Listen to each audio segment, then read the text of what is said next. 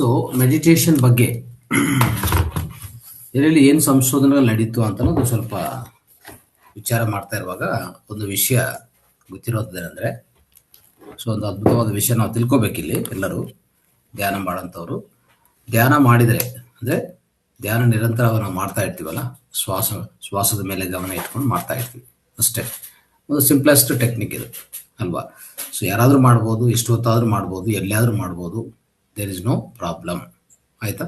So ಅಂಥ ಧ್ಯಾನ, ಈ ಶ್ವಾಸದ ಮೇಲೆ ಗಮನ, ಬ್ರೆತ್ ಮೆಡಿಟೇಷನ್ ಮಾಡುವಾಗ ಸೊ ಏನೇನು ನಡೀತದೆ ಅಂದರೆ ನಮ್ಮಲ್ಲಿ ದೇಹದ ಮೇಲೆ ಪರಿಣಾಮ ಹೇಗೆ ತೋರಿಸ್ತಾ ಇರೋದು ಭಾಳ ಇಂಪಾರ್ಟೆಂಟ್. ಸೊ ಈಗಾಗಲೇ ನಾನು ಅನೇಕ ಸೆಷನ್ಸ್ ಕೊಟ್ಟಿದ್ದೀನಿ. ಅಂದರೆ ದೇಹದ ಮೇಲೆ ಪರಿಣಾಮ ಮತ್ತು ಹಾರ್ಮೋನ್ಸ್ ಯಾವ ರೀತಿಯಲ್ಲಿ ಎಫೆಕ್ಟ್ ಆಗುತ್ತೆ ಅಲ್ವಾ? ಸೊ ಧ್ಯಾನ ಮಾಡಿದರೆ ಹಾರ್ಮೋನ್ಸು ಪ್ರಭಾವಿತ ಆಗುತ್ತೆ. ಸೊ ನಮ್ಮಲ್ಲಿರುವಂಥ ಅನೇಕ ಹಾರ್ಮೋನ್ಸ್, ಸೊ ನಮ್ಮ ಬ್ರೈನ್ ಒಂಥರ ಕೆಮಿಕಲ್ ಫ್ಯಾಕ್ಟ್ರಿ ಇದು ಅಲ್ವಾ? ಸೊ ಇದರಿಂದ ಉತ್ಪನ್ನ ಆಗುವಂಥ ಹಾರ್ಮೋನ್ಸ್ ಒಂದು ಎರಡಲ್ಲ, ಅನೇಕ ಹಾರ್ಮೋನ್ಸ್ ಇದೆ. ಸೊ ಈ ಹಾರ್ಮೋನ್ಸನ್ನು ಸರಿಯಾದ ರೀತಿಯಲ್ಲಿ ಉತ್ಪನ್ನ ಆಗಿದರೆ ನಮ್ಮ ಆರೋಗ್ಯ ಆಟೋಮೆಟಿಕ್ ಆಗಿ ಕರೆಕ್ಟ್ ಆಗುತ್ತೆ. ಯಾವುದು ಮದ್ದು ಬೇಕಾಗಿಲ್ಲ. ಆಯಿತಾ? ಸೊ ಆಚೆ ಕಡೆ ತಗೊಂಡಂಥ ಯಾವುದು ಮದ್ದು ನಮ್ಮ ದೇಹಕ್ಕೆ ಸಹಕರಿಸೋದಿಲ್ಲ. ಎಲ್ಲಾನು ಸೈಡ್ ಎಫೆಕ್ಟ್ಸ್.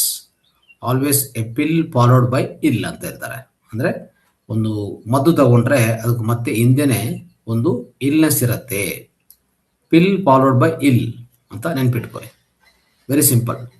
ಸೊ ಇದರಲ್ಲಿ ಪ್ರತ್ಯೇಕವಾಗಿ ಒಂದು ವಿಚಾರ ಇದೆ. ಅದೇನಂತಂದರೆ, ಈ ಮೆಡಿಟೇಷನ್ನು ಬ್ಲಡ್ ಪ್ರೆಷರ್ನ ಹೇಗೆ ಕಡಿಮೆ ಮಾಡುತ್ತೆ ಇದು ತಿಳ್ಕೊಳ್ಳೋಣ, ಸ್ವಲ್ಪ ಅರ್ಥ ಮಾಡ್ಕೊಳ್ಳೋಣ. ಓಕೆ, ಅನೇಕ ವಿಷಯಗಳಿದೆ. ಇನ್ನು ಮುಂದಿನ ದಿವಸದಲ್ಲಿ ಈ ರಿಸರ್ಚ್ ನಡೆದಿರುವಂಥ ಒಂದು ವಿಷಯಗಳು ನಾನು ಸೇಕರಣೆ ಮಾಡ್ತಾ ಇದ್ದೀನಿ. ಸೊ ಅದು ಒಂದೊಂದು ಹಂಚ್ಕೊಂಡು ಹೋಗೋಣ. ಇವತ್ತು ಈ ಮೆಡಿಟೇಷನಿಂದ ಬ್ಲಡ್ ಪ್ರೆಷರ್ ಕಡಿಮೆ ಆಗುತ್ತಾ, ಹೈ ಬಿ ಪಿ ಕಡಿಮೆ ಆಗುತ್ತಾ ಅನ್ನೋದು ಒಂದು ಪ್ರಧಾನ ವಿಷಯ. ಇವತ್ತು ನಾವು ಒಂದು ರಿಸರ್ಚ್ ನಡೆದಿರುವಂಥದ್ದು, ಅದು ಹೇಗೆ ಕಮ್ಮಿ ಆಗುತ್ತೆ, ಹೇಗೆ ಕಡಿಮೆ ಆಗುತ್ತೆ ಅದನ್ನು ತಿಳ್ಕೊಳ್ಳೋಕೆ ಪ್ರಯತ್ನ ಮಾಡೋಣ. ಯಾವ ರೀತಿಯಲ್ಲಿ ಕಡಿಮೆ ಆಗುತ್ತೆ ಅಂದರೆ ಇಂಪಾರ್ಟೆಂಟ್ ಅಲ್ವಾ? ಸೊ ಆ ರೀತಿಯಲ್ಲಿ ಸೊ ಸೈಂಟಿಫಿಕ್ ಆಗಿ ಇದನ್ನು ಸೊ ಏನು ಮಾಡ್ತಾರೆ, ಸಂಶೋಧನೆ ಮಾಡಿ ಇದನ್ನು ಸೊ ಅದಕ್ಕೂ ಬೇಕಾಗಿರುವಂಥ ಪ್ರಯೋಗಗಳೆಲ್ಲ, ಪ್ರೂಫ್ಸ್ ಎಲ್ಲ ತಗೊಂಡು ಸೊ ಅದನ್ನು ಸಂಶೋಧನೆ ಮಾಡಿದ ಮೇಲೆ ಪ್ರಚನೆ ಮಾಡ್ತಾರೆ.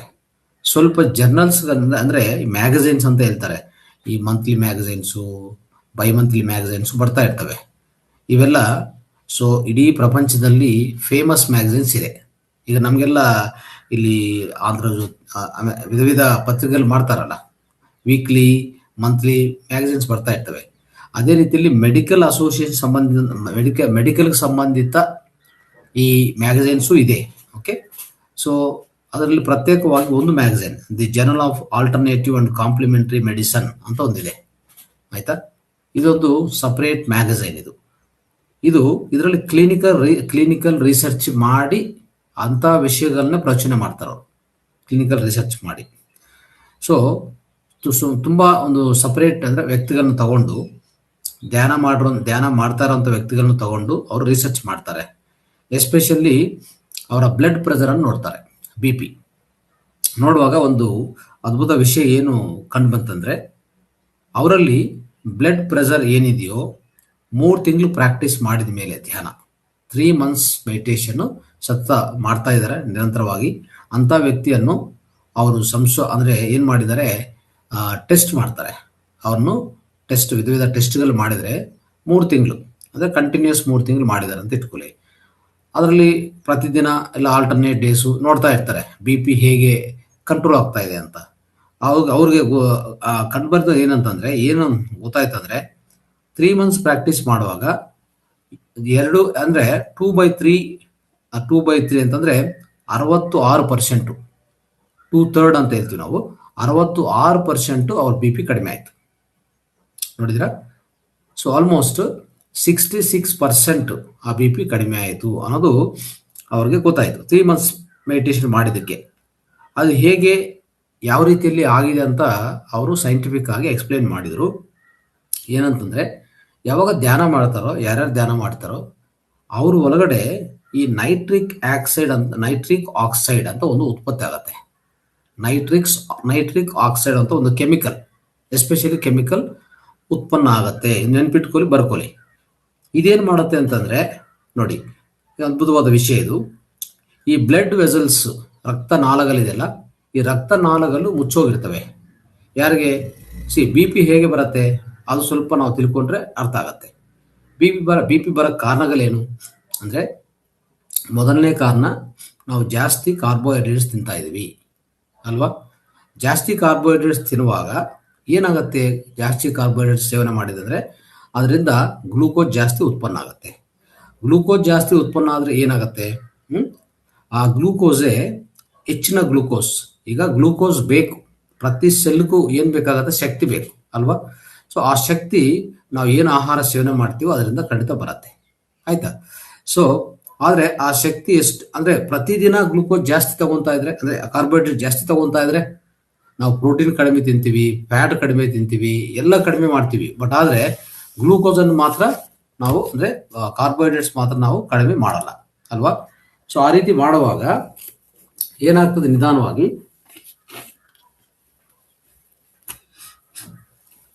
ಅಂದರೆ ಸೊ ಗ್ಲೂಕೋಸು ಹೆಚ್ಚಾಗ್ತಾ ಹೋಗ್ತದೆ ದೇಹದಲ್ಲಿ. ಹೆಚ್ಚಾಗಿರೋಂಥ ಗ್ಲೂಕೋಸು ಮೊದಲನೇ ಪ್ರಕ್ರಿಯೆ ಏನಂದರೆ, ಲಿವರು ಅದನ್ನು ತಗೊಂಡು ಗ್ಲೈಕೋಜನ್ ಪ್ಯಾಕೆಟ್ಸ್ ಆಗಿ ಮಾಡಿ ವಿಧ ವಿಧ ಪ್ಲೇಸಲ್ಲಿ ಸ್ಟೋರ್ ಮಾಡುತ್ತೆ. ಆದರೆ ಸ್ನಾಯುಗಳ ಹೊರಗಡೆ ಅಲ್ವಾ, ಈ ಹೇಳ್ತೀವಲ್ಲ, ಈ ಎಸ್ಪೆಷಲಿ ಬೊಜ್ಜೆ, ಹಿಪ್ಪು ಆ ಭಾಗ ಎಲ್ಲ ಕಡೆ ಸ್ಟೋರ್ ಮಾಡಿ, ಅದೇ ನಮ್ಗೆ ಏನಾಗುತ್ತೆ ಅಂದರೆ, ಸ್ವಲ್ಪ ಈ ಫ್ಯಾಟ್ ಆಗಿ, ಅಂದರೆ ಹೆಚ್ಚು ಗ್ಲೂಕೋಸ್ ಬರ್ತಾನೆ ಇದೆ, ಪ್ರತಿ ದಿವಸ ಬರ್ತಾ ಇದ್ದಾರೆ, ಅದು ಖರ್ಚು ಮಾಡೋಕ್ಕಾಗಲ್ಲ. ಯಾರು ಖರ್ಚು ಮಾಡ್ತಾರೆ? ಇತ್ತೀಚಿನ ಕಾಲದಲ್ಲಿ ಕೂತ್ಕೊಂಡೇ ಕೆಲಸ ಮಾಡ್ತಾರೆ, ಜಾಸ್ತಿ ಅದನ್ನು ಕರಗಿಸಲ್ಲ. ಅತ್ಯಂತ ಅಂದರೆ ಹೆಚ್ಚಿನ ಗ್ಲೂಕೋಸ್ ಬರ್ತಾ ಇರುವಾಗ ಆ ಗ್ಲೂಕೋಸನ್ನು ಖರ್ಚು ಮಾಡೋಕ್ಕೆ ಅವಕಾಶ ಇಲ್ಲ. ಅದೇ ಪ್ರಾಬ್ಲಮ್ ಇಲ್ಲಿ. ಸೊ ಉದಾಹರಣೆಗೆ ಈ ಲೇಬರರ್ಸ್ ಇರ್ತಾರಲ್ಲ, ಅವರು ಕೆಲಸಕ್ಕೆ ಹೋಗ್ತಾರೆ, ಎಷ್ಟೇ ಗ್ಲೂಕೋಸ್ ಅಂದರೆ ಎಷ್ಟೇ ಅವ್ರು ತಿಂದ್ರೂ ಅವ್ರಿಗೇನಾಗಲ್ಲ, ಅವ್ರಿಗೆ ಕೊಬ್ಬು ಹೆಚ್ಚಾಗಲ್ಲ, ಪ್ರತಿದಿನ ಖರ್ಚು ಮಾಡ್ತಾರೆ, ಅವ್ರು ಏನು ತಿಂತಾರೋ ಅದು ಖರ್ಚು ಮಾಡ್ತಾರೆ. ಬಟ್ ಆ ಅವಕಾಶ ನಾರ್ಮಲ್ ಪೀಪಲ್ಗೆ ಅಲ್ಲ, ನಾರ್ಮಲ್ ಪೀಪಲ್ಗೆ ಅದು ಅವಕಾಶ ಇಲ್ಲ. ಓಕೆ, ಆಫೀಸ್ ಹೋಗೋರಿಗೆ, ಮನೇಲಿ ಕೂತ್ಕೊಂಡು, ಅಂದರೆ ಮನೇಲಿರುವಂಥ ಹೆಣ್ಮಕ್ಳಿಗೆ, ಇವ್ರಿಗೆಲ್ಲ ಸ್ವಲ್ಪ ನಡಕೆ ಮಾಡ್ತಾರೆ ಅಷ್ಟೇ, ಯಾವುದೇ ಬೆವರು ಬರೋದಿಲ್ಲ ಅಲ್ವಾ. ಬೆವರಿಂದ ಆ ಹೆಚ್ಚಿನ ಗ್ಲೂಕೋಸ್ ಆಚೆ ಕಡೆ ಹೋಗೋದಿಲ್ಲ. ಇಷ್ಟೆಲ್ಲ ಆಗುವಾಗ ಏನಾಗುತ್ತೆ ಹೇಳಿ, ಆ ಹೆಚ್ಚಿನ ಈ ಗ್ಲೂಕೋಸನ್ನು ಇನ್ನು ಕರಗಿಸೋಕ್ಕಾಗಲ್ಲ, ಉಪಯೋಗಿಸ್ಕೊಳಕ್ಕಾಗಲ್ಲ. ಅಂದರೆ ಈ ಲಿವರ್ ಏನು ಮಾಡುತ್ತಂದರೆ, ಎಸ್ಪೆಷಲಿ ಯಕೃತ್ತು ಏನು ಮಾಡುತ್ತೆ, ಈ ಹೆಚ್ಚಿನ ಗ್ಲೂಕೋಸನ್ನು ನಿಧಾನವಾಗಿ ಅದನ್ನು ಒಂದು ಕೊಲೆಸ್ಟ್ರಾಲ್ ಥರ, ಅಂದರೆ ಕೆಟ್ಟ ಕೊಲೆಸ್ಟ್ರಾಲ್ ಇನ್ನೂ ಜಾಸ್ತಿ ಇದೆಯಲ್ಲ, ಇನ್ನೂ ಪ್ರಯತ್ನ ಮಾಡುತ್ತೆ. ಏನು ಗೊತ್ತಾ, ನಮ್ಮ ಮೂತ್ರದಿಂದ ಆಚೆ ಕಡೆ ಕಲಿಸ್ತಾ ಇರ್ತದೆ ನೋಡಿ. ಈ ಡಯಾಬಿಟಿಸ್ ಅವ್ರಿಗೆ ಹೆಚ್ಚಿನ ಮೂತ್ರದಿಂದ ಆ ಗ್ಲೂಕೋಸ್ ಆಚೆ ಕಡೆ ಹೋಗ್ತಾ ಇರ್ತದೆ, ನೋಡ್ಕೊಳ್ಳಿ ಬೇಕಾದ್ರೆ. ಸೊ ಡಯಾಬಿಟಿಸ್ ಅವ್ರಿಗೆ ಟೆಸ್ಟ್ ಮಾಡಿದರೆ ನೀವು, ಅವ್ರಿಗೆ ಖಂಡಿತ ಗೊತ್ತಾಗುತ್ತೆ, ಗ್ಲೂಕೋಸ್ ಎಲ್ಲ ಅದರಿಂದ ಆಚೆ ಕಡೆ ಹೋಗ್ತಾ ಇರ್ತದೆ, ಆಯ್ತಾ. ಅಂದರೆ ಸೊ ಡಯಾಬಿಟಿಸ್ ಯಾರಿಗಿದೆಯೋ ಆ ಮೂತ್ರ ಹೇಗಿರ್ತದೆ ಅಂದರೆ, ಒಂಥರ ಅಂದರೆ ಸಿಹಿ ಅಂತ ಹೇಳ್ತೀವಲ್ಲ, ಟೇಸ್ಟ್ ಸ್ವೀಟ್ ಆಗಿರ್ತದೆ ಮೂತ್ರ. ಯಾಕಂದರೆ ಅಲ್ಲಿಂದ ಗ್ಲೂಕೋಸು ಆಚೆ ಕಡೆ ಕಲಿಸ್ತಾ ಇದೆ. ದೇಹಕ್ಕೆ ಎಷ್ಟು ದಾರಿಗಳಿದೆ ಅಷ್ಟು ದಾರಿಗಳಿಂದ ಆಚೆ ಕಡೆ ಕಲಿಸ್ತದೆ. ಆದರೂ ನಾವು ತಿನ್ನೋದು ಮಾತ್ರ ನಿಲ್ಲಿಸಿಲ್ಲ. ನಾವು ಯಾವುದೇ ಇದು ಗೋಧಿ ಪ್ರಾಡಕ್ಟ್ಸ್ ಆಗಲಿ, ರೈಸ್ ಆಗಲಿ ಹೆಚ್ಚು ತಿಂತಾ ಇರ್ತೀವಿ. ಸೊ ಮಧ್ಯಾಹ್ನ ರೈಸು, ಬೆಳಗ್ಗೆ ರೈಸು, ನೈಟ್ ರೈಸು, ಈ ರೀತಿಯಲ್ಲಿ ತಿನ್ನೋದು ಪ್ರಾರಂಭಿಸಿದರೆ, ಯಾವುದೇ ಸಹಜ ಆಹಾರ ಅಂದರೆ ಹಣ್ಣುಗಳು, ತರಕಾರಿಗಳು, ಈ ರೀತಿ ಆಹಾರ ತುಂಬ ಕಡಿಮೆ ತಗೊತಾ ಇದ್ರೆ ಪ್ರಾಬ್ಲಮ್ ಬರೋದು ಇಲ್ಲೇ. ಅರ್ಥ ಆಯ್ತಾ? ಆ ಹೆಚ್ಚಿನ ಅದು ಒಂದು ದಿವಸದಲ್ಲ ಸ್ನೇಹಿತರೆ, ಇದು ಒಂದು ದಿವಸದಲ್ಲ. ಈಗ ನಾವು ಸ್ಟಾರ್ಟ್ ಮಾಡಿ ಹಿಂದೆ ಒಂದು 20 ವರ್ಷದಿಂದ ಸ್ಟಾರ್ಟ್ ಮಾಡಿರ್ತೀವಿ ಅಲ್ವಾ. ಸೊ ಅದನ್ನು ಹಾಗೆ ಕಂಟಿನ್ಯೂ ಮಾಡ್ತಾನೇ ಇರ್ತೀವಿ, ಅದಕ್ಕೊಂಥರ ಎಂಡೇ ಇಲ್ಲ, ನೆನ್ಪಿಟ್ಕೊಳ್ಳಿ. ಇಷ್ಟೆಲ್ಲ ವರ್ಷಗಳು ನಡ್ಸ್ಕೊಂಡು ಬಂದಿದ ಮೇಲೆ ಸೊ ನಿಮಗೆ ಅರ್ಥ ಆಗತ್ತೆ, ಆಟೋಮೆಟಿಕ್ ಆಗಿ ಬಿ ಪಿಯಲ್ಲಿ ವೇರಿಯೇಷನ್ಸು, ಶುಗರ್ ಅಟ್ಯಾಕ್ ಆಗೋದು ಎಲ್ಲ ಆಗ್ಬಿಡ್ತದೆ. ನೋಡಿದ್ರ, ಒಂಥರ ಡಯಾಬಿಟಿಸ್ ಅನ್ನೋದು ಹೇಗೆ ಅಂದರೆ, ಈ ಶುಗರ್ ಹೆಚ್ಚಿನ ಗ್ಲೂಕೋಸ್ ಯಾವ ರೀತಿಯಲ್ಲಿ ಅಂದರೆ ಹೇಳ್ತೀನಿ ನೋಡಿ.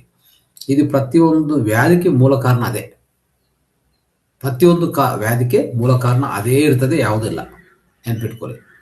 ಈಗ ಕ್ಯಾನ್ಸರ್ ಬರಲಿ ಆಯ್ತಾ, ಇನ್ನು ಲಿವರ್ ಇಶ್ಯೂ ಆಗಲಿ, ಇನ್ನೊಂದು ಬೇರೆ ಬೇರೆ ಯಾವುದೇ ಅಂಗಗಳ ಅನಾರೋಗ್ಯ ಆಗಲಿ, ಆಯ್ತಾ. ಕಿಡ್ನಿ ಪ್ರಾಬ್ಲಮ್ ಬರೋದಾಗ್ಲಿ ಎಲ್ಲದು ಶುರು ಆಗೋದು ಈ ಡಯಾಬಿಟಿಸ್ ಯಾವಾಗ ಶುರು ಆಗುತ್ತೋ ಎಲ್ಲ ಒಂದೊಂದೊಂದೊಂದು ಶುರು ಆಗ್ತದೆ. ಅದನ್ನು ನಿಯಂತ್ರಣಗೊಳಿಸ್ಕೋಬೇಕಂದ್ರೆ ಅನೇಕ ಪದ್ಧತಿಗಳು ನಮ್ಮ ವೇದಿಕೆಯಲ್ಲಿ ಹೇಳ್ಕೊಟ್ಟಿದ್ವಿ. ಮುದ್ರಾ ಆಗ್ಬೋದು, ಆಕುಪ್ರೆಷರ್ ಆಗ್ಬೋದು, ಆಹಾರ ವಿಷಯ ಆಗ್ಬೋದು, ಶಿವಂಬು ಚಿಕಿತ್ಸೆಯಿಂದ ಮತ್ತೆ ಧ್ಯಾನ. ಇನ್ನೊಂದು ಕಡೆ ಏನಾಗುತ್ತೆ, ಧ್ಯಾನ ಸಂಪೂರ್ಣ ಆರೋಗ್ಯ ಚಿಕಿತ್ಸೆ ಅಂತ ನಮ್ಗೆಲ್ಲರಿಗೂ ಗೊತ್ತು ಅಲ್ವಾ. ಧ್ಯಾನ ಒಂದು ಸಂಪೂರ್ಣ ಸ್ವಸ್ಥತೆ ಕೊಡುವಂತ ಒಂದು ಪ್ರಕ್ರಿಯೆ ಆಗಿದೆ. ಸೊ ಈ ರೀತಿಯಲ್ಲಿ ಹೆಚ್ಚಿನ ಈ ಗ್ಲೂಕೋಸ್ ಹೆಚ್ಚು ಆಗ್ತಾ ಆಗ್ತಾ ಹೋದ್ರೆ ದೇಹದಲ್ಲಿ ಕೊನೆಗೆ ಯಕೃತಿಗೆ ಅರ್ಥ ಆಗತ್ತೆ, ಇದು ಎಷ್ಟೇ ನಾನು ಗ್ಲೈಕೋಜನ್ ಪ್ಯಾಕೆಟ್ಸ್ ಆಗಿ ಮಾಡಿದ್ದೀನಿ, ಈಗಾಗಲೇ ಒಬೆಸಿಟಿ ಬಂದ್ಬಿಟ್ಟಿದೆ, ಅಂದರೆ ತೂಕ ಹೆಚ್ಚು ಮಾಡಿದ್ದೀನಿ, ಎಲ್ಲ ಕಡೆ ಸ್ಟೋರ್ ಮಾಡಿದ್ದೀನಿ, ಮತ್ತೆ ಮೂತ್ರದಿಂದ ಕಲಿಸ್ತಾ ಇದ್ದೀನಿ, ಈಗಾಗಲೇ ಅವ್ನು ಡಯಾಬಿಟಿಸ್ ಆಗಿದ್ದಾನೆ, ಆದರೂ ಬಿಡ್ತಾ ಇಲ್ಲ. ಆದರೂ ಈ ಆಹಾರ ತಿನ್ನೋದ್ರಲ್ಲಿ ಯಾವ ಬದಲಾವಣೆ ಇಲ್ಲ, ಮತ್ತೆ ಬರ್ತಾನೆ ಇದೆ ಹೆಚ್ಚಿನ ರೀತಿಯಲ್ಲಿ. ಇನ್ನೇನು ಮಾಡಬೇಕು ನೆಕ್ಸ್ಟ್ ಇರೋ ದಾರಿ ಏನು ಗೊತ್ತಾ, ಈ ಗ್ಲೂಕೋಸನ್ನು ತಗೊಂಡೋಗಿ ಕೆಟ್ಟ ಕೊಲೆಸ್ಟ್ರಾಲ್ ಆಗಿ ಬ್ಯಾಡ್ ಕೊಲೆಸ್ಟ್ರಾಲ್ ಅಂತ ಹೇಳ್ತೀವಿ ನಾವು, ಆಯ್ತಾ. ಅದು LDL ಅಂತ ಇದೆಯಲ್ಲ, ಅದನ್ನು ಆ ರೀತಿಯಲ್ಲಿ ಮಾಡಿ ಅದು ತಗೊಂಡೋಗಿ ಎಲ್ಲ ಬ್ಲಡ್ ವೆಸಲ್ಸ್ ಒಳಗಡೆ ರಕ್ತ ನಾಳಗಳ ಗೋಳಗಳಿಗೆ ಅಂಟಿಸ್ತದೆ ಅಷ್ಟೇ. ಕೊನೆಗೆ ನೋಡಿ ಎಲ್ಲಿ ಹೋಗಿದೆ, ಕೊನೆಗೆ ನಾವು ಬಿಡ್ತಾ ಇಲ್ಲ, ನಾವು ಬದಲಾವಣೆ ಮಾಡ್ಕೊಂಡಿಲ್ಲ, ಆಯ್ತಾ. ಸೊ ಅಂದರೆ ಯಾವುದೇ ಒಂದು ಒಂದು ರೀತಿಯಲ್ಲಿ ಅವೇರ್ನೆಸ್ ಇಲ್ಲ, ಆ ಜ್ಞಾನ ಇಲ್ಲ, ಆಹಾರದ ಜ್ಞಾನ ಇಲ್ಲ.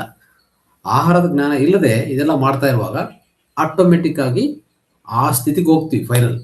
ಫೈನಲ್ ಏನು ಗೊತ್ತಾ, ನಿಮ್ಮ ಬ್ಲಡ್ ವೆಸಲ್ಸು ರಕ್ತನಾಳಗಳು, ಅದು ಹಾರ್ಟ್ಗೆ ಹೋಗುವಂಥ, ಎಸ್ಪೆಷಲಿ ಹಾರ್ಟ್ಗೆ ಹೋಗುವಂಥ ರಕ್ತನಾಳಗಳಿದೆಯಲ್ಲ, ಅವೆಲ್ಲ ನ್ಯಾರೋ ಆಗುತ್ತೆ, ಸಣ್ಣದಾಗತ್ತೆ, ಮುಚ್ಚೋಗುತ್ತೆ. ಎಲ್ಲ ಗೋಡೆಗಳಿಗೆ ಈ ಕೊಲೆಸ್ಟ್ರಾಲ್ ಹೋಗಿ ಅಂಟ್ಕೊತದೆ. ಈಗ ನಿಮ್ಮ ಹಾರ್ಟು ಚೆನ್ನಾಗಿ ಕೆಲಸ ಮಾಡ್ಬೇಕಾದ್ರೆ ಏನು ಬೇಕು, ನಿಮ್ಮ ಹೃದಯ ಇದೆಯಲ್ಲ ಚೆನ್ನಾಗಿ ಕೆಲಸ ಮಾಡ್ಬೇಕಾದ್ರೆ ಏನು ಬೇಕು, ಅದಕ್ಕೆ ಆಕ್ಸಿಜನ್ ಬೇಕು, ಎಲ್ಲ ಪೋಷಕಾಂಶಗಳು ಬೇಕಲ್ಲ. ಎಲ್ಲ ಪೋಷಕಾಂಶಗಳು ಅಂದರೆ ಅಲ್ಲಿನೂ ಸಹ ಸೆಲ್ಸ್ ಇರ್ತವೆ, ಹಾರ್ಟ್ ಒಳಗಡೆ ಸೆಲ್ಸ್ ಇರ್ತವೆ, ದೇಹದಲ್ಲಿರುವಂಥ ಎಲ್ಲ ಸೆಲ್ಸ್, ಬಾಡಿ ಸೆಲ್ಸ್ ಅಂದರೆ ಜೀವಕೋಶಗಳು ಪ್ರತಿಯೊಂದು ಕಡೆ ಕೆಲಸ ಮಾಡ್ತಾ ಇರ್ತವೆ, ತರಂತ ಕೆಲಸ ಮಾಡ್ತಾ ಇರ್ತವೆ.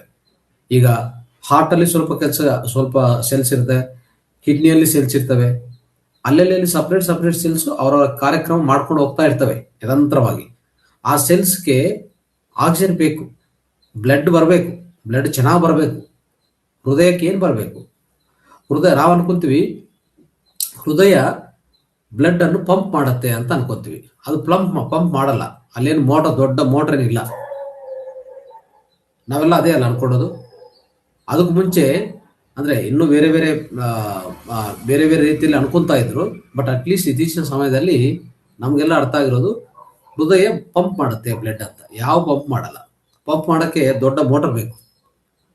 ಸೊ ಇಡೀ ಈ ದೇಹಕ್ಕೆ ಮೇಲೆಯಿಂದ ಕೆಳಗೆವರೆಗೂ ಈ ಬ್ಲಡ್ ಅನ್ನು ಪಂಪ್ ಮಾಡಬೇಕಂದ್ರೆ, ಬ್ಲಡ್ ಕಲಿಸ್ಬೇಕಂದ್ರೆ ಅದು ದೊಡ್ಡ ಎಕ್ಸೈಸ್, ಅದು ದೊಡ್ಡ ಪಂಪ್, ದೊಡ್ಡ ಮೋಟರ್ ಇರ್ಬೇಕಲ್ಲಿ. ಯಾವ ಮೋಟರ್ ಇಲ್ಲ, ಇರೋದಿಷ್ಟೇ ಮುಷ್ಟಿ. ಈ ಮುಷ್ಟಿ ಅಂತಾನೆ ಇರ್ತದೆ ಸೈಜು, ಗೊತ್ತಾ ಹಾರ್ಟ್. ಅದೇನು ಮಾಡಲ್ಲ, ಸುಮ್ಮನೆ ಅಲ್ಲಿ ವೈಬ್ರೇಟ್ ಮಾಡ್ತಾ ಇರ್ತದೆ ಅಷ್ಟೇ, ಡಬ್ ಅಂತ. ಅದೇನು ಪಂಪ್ ಥರ ಕೆಲಸ ಮಾಡಲ್ಲ. ಸೊ ಆಟೋಮೆಟಿಕ್ ಆಗಿ ಇದು ಕೊಡುವಂಥ ವೈಬ್ರೇಷನ್ಸ್ ಇಂದ ಏನಾಗತ್ತೆ, ಇಡೀ ಬ್ಲಡ್ ಓಕೆ ಎಲ್ಲ ಅವಯವಗಳಿಗೆ, ಎಲ್ಲ ಜೀವಕೋಶಗಳಿಗೆ. ಸೊ ಏನಂತಂದ್ರೆ ಕಂಪ್ರೆಷನ್ ಅಂಡ್ ಎಕ್ಸ್ಪ್ಯಾನ್ಷನ್ ಥರ ಆಗ್ತಾ ಇರ್ತದೆ, ಅಷ್ಟೇ ಆಗೋದು. ಆ ರೀತಿಯಲ್ಲಿ ಈಗ ಹೃದಯ ಕೆಲಸ ಮಾಡಬೇಕಾದ್ರೂ ಅದಕ್ಕೂ ಒಂದು ಸರಳವಾಗಿ, ಹೇರಳವಾಗಿ ಬ್ಲಡ್ ಫ್ಲೋ ಇರಬೇಕು. ಯಾವುದಕ್ಕೆ, ಹೃದಯಕ್ಕೆ. ಬಟ್ ಈ ಗ್ಲೂಕೋಸ್ ಹೆಚ್ಚಾಗಿರುವಂಥದ್ದು ಅಂದರೆ ಈ ಕೆಟ್ಟ ಕೊಲೆಸ್ಟ್ರಾಲ್ ಆಗಿ ಪರಿವರ್ತನೆ ಹೊಂದಿರುವಂಥ ಈ ಗ್ಲೂಕೋಸು ಈ ಬ್ಲಡ್ ವೆಸಲ್ಸ್ ಒಳಗಡೆ, ರಕ್ತನಾಳಗಳು, ಆರ್ಟರೀಸ್ ಅಂತ ಹೇಳ್ತೀವಲ್ಲ, ಬ್ಲಡ್ ಆರ್ಟರೀಸ್, ಈ ಹೃದಯಕ್ಕೆ ಹೋಗುವಂಥ ರಕ್ತನಾಳಗಳ ಒಳಗಡೆ ಗೋಡೆಗಳಿಗೆ ಅಂಟುಕೊಂಡಿದೆ. ಈಗ ರಕ್ತನಾಳಗಳು ಸಣ್ಣದಾಗಿರುವಂಥ ಈ ರಕ್ತನಾಳಗಳು ರಕ್ತ ಪ್ರವಾಹ ಬಿಡೋದಿಲ್ಲ. ಅರ್ಥ ಆಯ್ತಾ? ನೋಡಿ, ಫಸ್ಟ್ ಶುಗರ್ ಬಂತ, BP ಬಂತು. ತುಂಬ ಜನ ಡಯಾಬಿಟಿಸ್ ನೋಡ್ಕೊಳಲ್ಲ, ಶುಗರೇ ಬಂದಿದೆಯಾ ಬರಿಲ್ಲ ಅಂತ ಅವರು ಟೆಸ್ಟ್ ಮಾಡೋದಿಲ್ಲ. ಸ್ವಲ್ಪ ಜನ ಗೊತ್ತಾಗೋದಿಲ್ಲ. ಕೊನೆಯದಾಗಿ ಅವರ ರಕ್ತನಾಳಗಳು ಮುಚ್ಚೋಗಿರ್ತವೆ. ಈಗ ರಕ್ತ ಪ್ರವಾಹ ಕಷ್ಟ ಆಗುತ್ತೆ.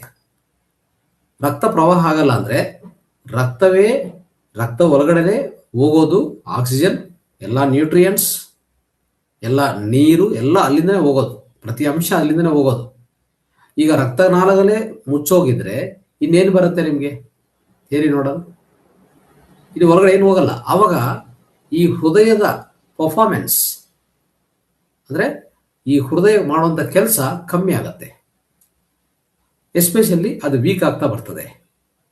ಇನ್ನೊಂದು, ಹೆಚ್ಚಿನ ಸೆಲ್ಸ್, ಅದ್ರ ಒಳಗಡೆ ಸೆಲ್ಸು ನಿಧಾನವಾಗಿ ಸಾವು ಅನುಭವಿಸ್ತವೆ. ಯಾಕಂದ್ರೆ ನೀವು ಆಕ್ಸಿಜನ್ ಕೊಡೋಕ್ಕಾಗ್ತಾ ಇಲ್ಲ, ಯಾಕಂದ್ರೆ ರಕ್ತ ಹೋಗ್ತಾ ಇಲ್ಲ, ಅಂದ್ರೆ ಆಕ್ಸಿಜನ್ ಕೊಡೋಕ್ಕಾಗಲ್ಲ, ಪೋಷಕಾಂಶಗಳು ಕೊಡೋಕ್ಕಾಗಲ್ಲ. ಈಗ ಇದೇನು ಮಾಡ್ತದೆ ರೀ, ಅದ್ರ ಒಳಗಡೆ ಅಂತ ಈ ಲೈವ್ ಸೆಲ್ಸ್ ಅಂದ್ರೆ ಜೀವಾಂತವಿರುವಂಥ ಸೆಲ್ಸ್ ಎಲ್ಲ ಸತ್ತು ಹೋಗ್ತಾ ಬರ್ತವೆ. ಯಾವಾಗ ಜಾಸ್ತಿ ಸೆಲ್ಸ್ ಸತ್ತು ಹೋಗ್ತಾವೋ ಅದೇ ನಮಗೆ ಒಂದು ರೀತಿಯಲ್ಲಿ ಹಾರ್ಟ್ ಅಟ್ಯಾಕ್ ಅಂತ ನಾವು ಹೇಳ್ತೀವಿ. ನೆನ್ಪಿಟ್ಕೊಳ್ಳಿ, ಇದೇ ಹಾರ್ಟ್ ಅಟ್ಯಾಕ್ ಅಂದರೆ. ಅದಕ್ಕೆ ಇಲ್ಲಿ ಏನಾದರೂ ನೀವು ಮುದ್ರಗಲ್ ಮಾಡಿ, ಅಪಾನ ವಾಯು ಮುದ್ರ ಮಾಡಿ, ಆಯ್ತಾ, ಮತ್ತೆ ಈ ನಮ್ಮ ಈ ಅಂಗೈಯಲ್ಲಿ ಅಂದರೆ ಈ ಹಸ್ತದಲ್ಲಿರುವಂಥ ಪಾಯಿಂಟ್, ಇಲ್ಲೊಂದು ಪಾಯಿಂಟ್ ಇದೆ, ಇಲ್ಲೊಂದು ಪಾಯಿಂಟ್ ಇದೆ. ಈ ಕಿರುಬೆರಳು ಇದೆಲ್ಲ, ಕಿರುಬೆರಳು ಎಸ್ಪೆಷಲಿ ಇಲ್ಲಿ ಒಂದು ಹಾರ್ಟ್ ಮೆರಿಡಿಯನ್ ರನ್ ಆಗ್ತಾ ಇರ್ತದೆ. ಹಾರ್ಟ್ ಮೆರಿಡಿಯನ್ ನೆನ್ಪಿಟ್ಕೊಳ್ಳಿ, ಈ ಕಿರುಬೆರಳು ತುಂಬಾ ಇಂಪಾರ್ಟೆಂಟ್ ಹಾರ್ಟ್ಗೆ, ಆಯ್ತಾ. ಇದೆಲ್ಲ ಬ್ರೈನ್ ಕಡೆ ಸಂಬಂಧ. ಈ ದೊಡ್ಡ ಇದು ಹೆಬ್ಬೆರಳು ಇದೆಲ್ಲ, ಹೆಬ್ಬೆರಳು ಬ್ರೈನ್ಗೆ ಸಂಬಂಧ. ಈ ಮೇಲೆ ಕೆಳಗಡೆ ಎಲ್ಲ ಇದನ್ನು ಚೆನ್ನಾಗಿ ಉಜ್ಜಿಕೊಡೋದು ಬ್ರೈನ್ಗೂ ಆಕ್ಟಿವೇಶನ್ ಅಲ್ವಾ. ಆದರೆ ಈ ಕಿರುಬೆರಳು ಇದೆ ನೋಡಿ, ತುಂಬಾ ಇಂಪಾರ್ಟೆಂಟ್ ಇದು, ಎಸ್ಪೆಷಲಿ ಲೆಫ್ಟ್ ಹ್ಯಾಂಡ್, ಎಡಗೈ. ಎಷ್ಟು ಇಂಪಾರ್ಟೆಂಟ್ ಅಂದರೆ ಇದರಲ್ಲಿರುವಂಥ ಒಂದು ಹಾರ್ಟ್ ಮೆರಿಡಿಯನ್ ರನ್ ಆಗ್ತದೆ ನೋಡಿ, ಇಲ್ಲಿಂದ ರನ್ ಮಾಡಿದರೆ ಯಾರಾದರೂ ಹಾರ್ಟ್ ಅಟ್ಯಾಕ್ ಆಗಿದೆ ಅಂತ ಇಟ್ಕೊಳ್ಳಿ, ನಾವು ಇದೇ ಒಂದು ಪಾಯಿಂಟ್ ತೋರಿಸ್ತೀವಿ. ಈ ಕಿರುಬೆರಳಲ್ಲಿ ಇಲ್ಲಿ ಉಗುರು ಪಕ್ಕದಲ್ಲಿರುವಂಥ ಈ ಪಾಯಿಂಟನ್ನು ತೋರಿಸ್ತೀವಿ. ಈ ಪಾಯಿಂಟನ್ನು ಒತ್ತಡ ಕೊಡುವಾಗ ನಿಧಾನವಾಗಿ ಹಾರ್ಟ್ ಚೇತರಿಸಿಕೊಳ್ತದೆ. ಹಾರ್ಟ್ ಅಟ್ಯಾಕಿಂದ ಚೇತರಿಸುವಂಥ ಅವಕಾಶ ಇದೆ ನೋಡಿದ್ರೆ. ಇದೇ ಈ ಹಾರ್ಟ್ ಮೆರಿಡಿಯನ್ ರನ್ ಆಗ್ತಾ ಇರುವಾಗ ಇಲ್ಲೊಂದು ಪಾಯಿಂಟ್ ಬರುತ್ತೆ, ಈ ಪಾಯಿಂಟ್ ನೋಡಿ, ಈ ಪಾಯಿಂಟ್, ಈ ಗೆರೆ ಇದೆಲ್ಲ ಇಲ್ಲಿ ರೇಖೆ, ಸೊ ಅಲ್ಲಿರುವಂಥ ಪಾಯಿಂಟ್, ಇದು ಸಹ ನಾವು ಪ್ರೆಸ್ ಮಾಡಿಕೊಳ್ಳೋ ರೀತಿಯಲ್ಲಿ ಮಾಡಿದರೆ ಹಾರ್ಟ್ ಅಟ್ಯಾಕ್ ಅನ್ನೋದು ಆಗೋದಿಲ್ಲ. ಹಾರ್ಟ್ ಬ್ಲಡ್ ಪಂಪಿಂಗ್ ಇಲ್ಲ ಅಂದ್ರೂ ಅದು ನಿಧಾನವಾಗಿ ಇಂಪ್ರೂವ್ ಆಗುತ್ತೆ ನೋಡಿದ್ರೆ. ಸೊ ಇಷ್ಟೆಲ್ಲ ಅಂಶಗಳಿದೆ ಮಿತ್ರರೇ. ಈಗ ನೆಕ್ಸ್ಟ್ ಅಪಾನ ವಾಯು ಮುದ್ರ, ನಿಮಗೆಲ್ಲ ಗೊತ್ತಿರೋ ವಿಷಯ. ಅಪಾನ ವಾಯು ಮುದ್ರ ಇದು ಮಾಡಿದ್ರು ಸಹ ಏನಾಗುತ್ತೆ, ಈ ನಮಗೆ ಎಸ್ಪೆಷಲಿ ಹಾರ್ಟ್ಗೆ ಹೋಗುವಂಥ ಬ್ಲಡ್ ಅಲ್ಲಿ ವಾಯುಂಶ ಏನು ತೊಂದರೆ ಇದೆಯೋ ಅದೆಲ್ಲ ಕರೆಕ್ಟ್ ಮಾಡುತ್ತೆ, ಸರಿಯಾದ ರೀತಿಯಲ್ಲಿ ಆಕ್ಸಿಜನ್ ಫ್ಲೋ ಆಗತ್ತೆ. ಇದು especially if you do this is Apana Vayu ಮುದ್ರ, ಮೃತ ಸಂಜೀವನಿ ಮುದ್ರ, ಆಯ್ತಾ. ಇಷ್ಟೆಲ್ಲ ನಡೆದ ಮೇಲೆ ನೆಕ್ಸ್ಟ್ ಧ್ಯಾನದ ಬಗ್ಗೆ ಬರೋಣ. ಧ್ಯಾನ ಏನು ಮಾಡುತ್ತೆ ಇದನ್ನು ತಿಳ್ಕೊಂಡು ನೆಕ್ಸ್ಟ್ ದೀಪಾ ಮೇಡಮ್ ಬಂದರೆ ಅವ್ರನ್ನು ಆಹ್ವಾನ ಮಾಡ್ಕೊಳ್ಳೋಣ, ವೆಲ್ಕಮ್ ಮಾಡ್ಕೊಂಡು ನಾವು ಅವರಿಂದ ಮೆಸೇಜ್ ಪಡೆಯೋಣ. ಈಗ ನೆಕ್ಸ್ಟ್ ಫೈನಲ್ ಆಗಿ ನಿಮ್ಗೆ ಹೇಳ್ಬೇಕಾಗಿರುವಂಥದ್ದು, ಧ್ಯಾನ ಮಾಡಿದ್ರೆ ಏನಾಗುತ್ತೆ, ಯಾವ ರೀತಿಯಲ್ಲಿ ಬ್ಲಡ್ ವೆಸಲ್ಸ್ ಓಪನ್ ಆಗುತ್ತೆ ಅದು ನೋಡೋಣ. ನೋಡಿ, ಧ್ಯಾನ 3 ತಿಂಗಳು ಮಾಡಿದ ಮೇಲೆ ಸಂಶೋಧನೆಯಲ್ಲಿ ಏನು ಗೊತ್ತಾಯಿತು ಅಂತಂದ್ರೆ, 3 ತಿಂಗಳು ಸತತವಾಗಿ ನಿರಂತರವಾಗಿ ಮಾಡುವಂಥ ವ್ಯಕ್ತಿಗಳ ಒಳಗಡೆ ಧ್ಯಾನ ಮಾಡ್ತಾ ಹೋಗುವಾಗ ಈ journal of alternative and complementary medicine ಅಂತ ಪತ್ರಿಕೆದಲ್ಲಿ ಏನ್ ಹೇಳಿದ್ದಾರೆ ಅಂದ್ರೆ, ಅವರಲ್ಲಿ ನೈಟ್ರಿಕ್ ಆಕ್ಸೈಡ್ ಅಂತ ಒಂದು ಕೆಮಿಕಲ್ ಉತ್ಪನ್ನ ಆಗುತ್ತೆ. That's all. ಈ ನೈಟ್ರಿಕ್ ಆಕ್ಸೈಡ್ ಏನ್ ಮಾಡುತ್ತೆ ಅಂತಂದ್ರೆ, ನೇರವಾಗಿ ಅವರ ಹೃದಯಕ್ಕೆ ಹೋಗುವಂತ ಈ ಬ್ಲಡ್ ವೆಸಲ್ಸ್ ಅನ್ನು ಓಪನ್ ಮಾಡುತ್ತೆ. ನೋಡಿದ್ರೆ ಅಷ್ಟುವರೆಗೂ ಮುಚ್ಚೋಯ್ತು, ಸಣ್ಣದಾಯ್ತು, ನ್ಯಾರೋ ಆಯ್ತು. ಈಗ ಆ ವೆಸಲ್ಸ್ ಅನ್ನು, ಬ್ಲಡ್ ವೆಸಲ್ಸ್ ಅನ್ನು ಓಪನ್ ಮಾಡುತ್ತೆ. ಆ ಬ್ಲಡ್ ವೆಸಲ್ಸ್ ಯಾವಾಗ ಓಪನ್ ಆಗುತ್ತೋ ನೋಡ್ಕೊಳ್ಳಿ, ಈ ಬ್ಲಡ್ ಹೋಗೋದು ಬರೋದು ಈಜಿ ಆಗುತ್ತೆ ಅಲ್ವಾ. ಸೊ ಹೋಗೋದು ಬರೋದು ಈಜಿ ಆಗುವಾಗ ಅಂದ್ರೆ ಬ್ಲಡ್ ವೆಸಲ್ಸ್ ಓಪನ್ ಆಯಿತು, ರಕ್ತ ಹೇರಳವಾಗಿ ಹೋಗ್ತಾ ಬರ್ತಾ ಇದೆ ಹೃದಯಕ್ಕೆ. ಅವಾಗ ಹೃದಯ ಕಾಯಿಲೆ ಒಟ್ಟೋಯ್ತು. ಏನು ಹೃದಯ ಕಾಯಿಲೆ? ಅದೇ BP, ಹೈ ಬ್ಲಡ್ ಪ್ರೆಷರ್ ಅಂತ. ಏನು ಬ್ಲಡ್ ಫ್ಲೋ ಆಗುವಾಗ ಹೃದಯದಿಂದ ಎಲ್ಲ ಅಂಗಾಂಗಗಳಿಗೆ ಬ್ಲಡ್ ಫ್ಲೋ ಆಗುವಾಗ ತುಂಬಾ ಪ್ರೆಷರ್ ಇತ್ತು ಅದಕ್ಕೆ ಮುಂಚೆ. ಈಗ ಧ್ಯಾನ ಮಾಡಿ ನಮ್ಮಲ್ಲಿ ಈ ನೈಟ್ರಿಕ್ ಆಕ್ಸೈಡ್ನ ಹೆಚ್ಚು ಮಾಡ್ಕೊತಾ ಹೋಗುವಾಗ ಅದು ಹೋಗಿ ಈ ಬ್ಲಡ್ ವೆಸಲ್ಸ್ ಅನ್ನು ವೈಡನ್ ಮಾಡ್ತು, ಅದೇ ಒಂಥರ ಅಗಲ ಮಾಡ್ತು, ವಿಡ್ತ್ ಜಾಸ್ತಿ ಮಾಡ್ತು, ಸರಳವಾಗಿ ಈಗ ಬ್ಲಡ್ ವೆಸಲ್ಸು ಯಥಾಸ್ಥಿತಿಯಲ್ಲಿ ಅಂದರೆ ಆರೋಗ್ಯ ಸ್ಥಿತಿಯಲ್ಲಿ ಇದೆ. ಈ ಬ್ಲಡ್ ಹೋಗೋದು ಬರೋದು ಹೇರಳವಾಗಿ ನಡೀತಾ ಇದೆ. ಆಟೋಮೆಟಿಕ್ ಆಗಿ ಬ್ಲಡ್ BP ಪೂರ್ತಿ 66% 3 ತಿಂಗಳು ಕಡಿಮೆ ಆಯಿತು. ಇದು ಈ ಪತ್ರಿಕೆ ಇರುವಂಥ ವಿಷಯ. ಅದಕ್ಕೆ ನಾವೇನು ಮಾಡಬೇಕು, ಯಾರ್ಯಾರು ಧ್ಯಾನ ಮಾಡ್ತಾರೋ ನಿರಂತರವಾಗಿ ಪ್ರತಿ ದಿವಸ ಈ ವೇದಿಕೆಯಲ್ಲಿ ಆಗಲಿ ಇನ್ನು ಎಲ್ಲಾದರೂ ಮಾಡಿ ಧ್ಯಾನ ಮಾಡ್ತಾ ಇರುವಾಗ ಈ ರೀತಿಯಲ್ಲಿ ನಮ್ಮಲ್ಲಿ ನೈಟ್ರಿಕ್ ಆಕ್ಸೈಡ್ ಅಂತ ಒಂದು ಕೆಮಿಕಲ್ ರಿಲೀಸ್ ಆಗ್ತಾ ಹೋಗುವಾಗ ಖಂಡಿತವಾಗಿ ಬಿ ಪಿ ಸುಧಾರಿಸ್ಕೊಳ್ತದೆ. ಆಯ್ತಾ? ಬಿ ಪಿ ಖಂಡಿತವಾಗಿ ಸುಧಾರಿಸ್ಕೊಳ್ತದೆ. ಹಾರ್ಟ್ ಅಟ್ಯಾಕ್ ಹೋಗುತ್ತೆ, ಹಾರ್ಟ್ ಪ್ರಾಬ್ಲಮ್ಸು ಹೋಗುತ್ತೆ, ಹೃದಯ ಸಂಬಂಧಿತ ಯಾವ ಕಾಯಿಲೆ ಇರಲ್ಲ ನಮಗೆ ಅಲ್ವಾ? ಇಷ್ಟೆಲ್ಲ ಫಲಿತಗಳಿರುವಾಗ why can't we do meditation regularly? ನಾವು ಈಗಾಗಲೇ ಮಾಡ್ತಾ ಇದ್ದೀವಿ. ಇಡೀ ಈ ಪ್ರಪಂಚಕ್ಕೆ ಈ ವಿಷಯವನ್ನು ನಾವು ತಲುಪಿಸ್ಬೇಕು. ನೋಡಿ, ಧ್ಯಾನ ಒಂದು ಮಾಡ್ತಾ ಇದ್ರೆ ಇಷ್ಟು ಅದ್ಭುತ ವಿಷಯಗಳಾಗ್ತವ. ಅಂದರೆ ನಾವೇನೋ ಇಲ್ಲಿ ಒಂದು ಮದ್ದು ತಗೊಂಡಿಲ್ಲ, ಇಂಜೆಕ್ಷನ್ ತಗೊಂಡಿಲ್ಲ ಬಿ ಪಿ ಕಡಿಮೆ ಆಗೋಕ್ಕೆ. ಬರೀ ಕೂತ್ಕೊಂಡು ನಮ್ಮ ಆಲೋಚನೆಗಳನ್ನ ಕಡಿಮೆ ಮಾಡ್ಕೊತ ನಾವು ಒಂದು ಆಲ್ಫಾ ಸ್ಥಿತಿಗೆ, ಥೀಟಾ ಸ್ಥಿತಿಗೆ, ಡೆಲ್ಟಾ ಸ್ಥಿತಿಗೆ ಹೋಗೋಕ್ಕೆ ನಮ್ಮ ಬ್ರೈನ್ ಮೆದುಳಲ್ಲಿ ನಡೆಯುವಂಥ ಆ ಆಲೋಚನೆಗಳನ್ನು ಆ ರೀತಿಯಲ್ಲಿ ಪರಿವರ್ತನೆಗೊಳಿಸ್ಕೊತ ಹೋಗ್ತಾ ಇದ್ವಿ. ಕೊನೆಗೆ ಆ ಶೂನ್ಯ ಸ್ಥಿತಿಗೆ ಹೋಗುವಾಗ ಇಷ್ಟೆಲ್ಲ ಫಲಿತಗಳಾಯಿತು. ಹಾರ್ಮೋನ್ಸ್ ಬಿಡಿ, ಎಷ್ಟೋ ಹಾರ್ಮೋನ್ಸ್ ಬಗ್ಗೆ ನಾವು ಎಷ್ಟೋ ಹೇಳಿದ್ವಿ, ಅದು ಲೆಕ್ಕಕ್ಕೆ ಇಲ್ಲ. ಎಷ್ಟು ಹಾರ್ಮೋನ್ಸ್ಗಳು ಯಾವ ರೀತಿಯಲ್ಲಿ ಪ್ರಭಾವಿತ ಆಗುತ್ತೆ ಅಂತ ಹೇಳಿದ್ವಿ. ಆದರೆ ಇವತ್ತು ನಾನು ಹೇಳಿರುವಂಥ ಅಂಶ ನೈಟ್ರಿಕ್ ಆಕ್ಸೈಡ್ ಬಗ್ಗೆ. ಈ ನೈಟ್ರಿಕ್ ಆಕ್ಸೈಡ್ ಇಂಥ ಅದ್ಭುತ ರೀತಿಯಲ್ಲಿ ರಿಲೀಸ್ ಆಗುವಾಗ ಎಲ್ಲ ಬ್ಲಡ್ ವೆಸಲ್ಸ್ ಓಪನ್ ಆಯಿತು, ಐ ಬಿ ಪಿ ಹೋಯಿತು, ಬ್ಲಡ್ ಪ್ರೆಷರೇ ಇಲ್ಲ, ನೀಟಾಗಿ ಸರಳವಾಗಿ ಹೇರಳವಾಗಿ ರಕ್ತ ಪ್ರವಾಹ ಆಗ್ತಾ ಇದೆ. ಯಾವ ಕಾಯಿಲೆ ಅಂದರೆ ಯಾವುದೇ ಒಂದು ಹೃದಯ ಕಾಯಿಲೆ ಇಲ್ಲ. ಹೃದಯ ಕಾಯಿಲೆ ಹೊಟ್ಟೋಯ್ತು, ಸುಧಾರವಾಯಿತು. ಹಾರ್ಟ್ ಇಶ್ಯೂ ಮತ್ತೆ ಬರೋದೇ ಇಲ್ಲ. ನಿರಂತರವಾಗಿ ನೀವು ಮಾಡ್ತಾ ಹೋದ್ರೆ ಇನ್ನು ಯಾವ ಹಾರ್ಟ್ ಇಶ್ಯೂ ನಿಮಗೆ ಬರೋದಿಲ್ಲ ಅಂತ ಹೇಳ್ತಾ, ಸೊ ಈ ವಿಷಯನ್ನು ಎಲ್ಲರಿಗೂ ತಲುಪಿಸ್ಬೇಕಂತ ನಿಮ್ಮೆಲ್ಲರಿಗೂ ಮತ್ತೊಂದು ಸರಿ ವಿನಂತಿ ಮಾಡ್ತಾ ಇದ್ದೀನಿ. ಥ್ಯಾಂಕ್ ಯು, ಧನ್ಯವಾದಗಳು.